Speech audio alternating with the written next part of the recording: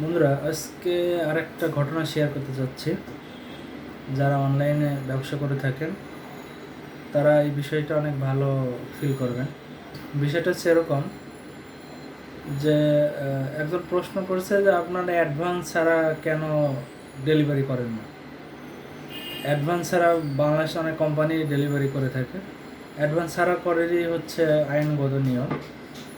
তো এই বিষয় নিয়ে আজকে একটা ঘটনা, দুইটা ঘটনা আর কি তুলে ধরি।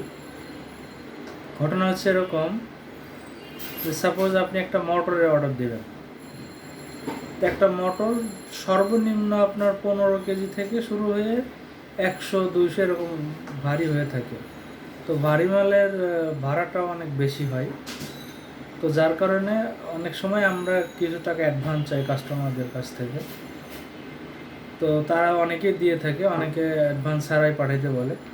তো অ্যাডভান্স ছাড়া না পাঠানোর প্রধান কারণ হচ্ছে এরকম যে আপনি একটা মালের অর্ডার দিলেন, অর্ডার দেওয়ার পরে আমরা সময় মতো ডেলিভারি দিয়ে দিছি। কুরিয়ার সার্ভিস থেকে আপনাকে ফোন দিয়েছে যে ভাই আপনার মালটা এসে গেছে, আপনি নিয়ে যান। তারপরে কি হলো, আপনি 2 দিন আর খবর নেই আপনার। এরপরে যখন কুরিয়ার থেকে আমাদের কাছে ফোন দেয় তখন আমরা আবার আপনাকে ফোন দিই। তখন আপনি কি বললেন, সেরকমই একটা ঘটনা যে ভাই আমি তো জাহাজের চাকরি করি, আমি চলে আসছি ডিউটিতে। তো আমার প্রায় ছুটি নিয়ে মালটা নিতে গেলেও 7-8 দিন বা 10 দিন মতো দেরি হবে। তো ফাইন, 10 দিন দেরি হলো। আবার আরেকটা ঘটনা বলি, ফোন দিয়েছি যে ভাই আপনার কুরিয়ারে মালটা রয়েছে, আপনি কেন রিসিভ করছেন না। ও ভাই আমি তো শ্বশুর বাড়ি চলে আসছি, আমি তো এখন যেতে পারবো না, আমার 7 দিন দেরি হবে বা 3 দিন দেরি হবে।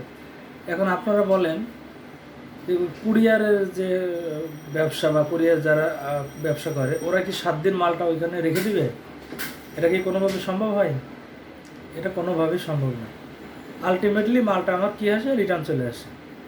তাহলে আমি সাপোজ যদি পঞ্চগড়ে একটা মাল দিই বা দিনাজপুরে, আমার 300-400 টাকা নেয়, আবার রিটার্ন আসলো আবার 400 টাকা, তাহলে আমার 800 টাকা শুধু ট্রান্সপোর্ট ভাড়ায় চলে গেল। এবার আপনারা বলেন যে একটা মালে কয় টাকা লাভ হয়? আপনারা যারা ব্যবসা করেন ওরা তো খুব ভালো করে জানেন।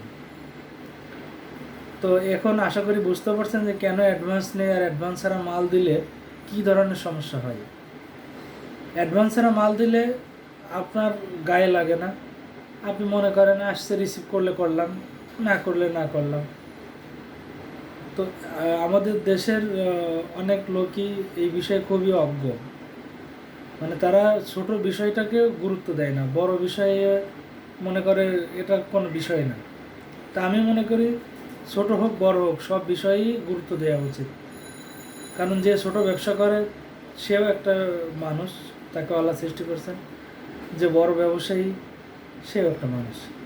সো আপনারা যারা এই ধরনের কাজ করে থাকেন তাদের উচিত সচেতন হওয়া, কারণ অসচেতন লোককে কেউ পছন্দ করে না। তো আজকের মতো এই পর্যন্তই। ধন্যবাদ সবাইকে, ভালো থাকবেন।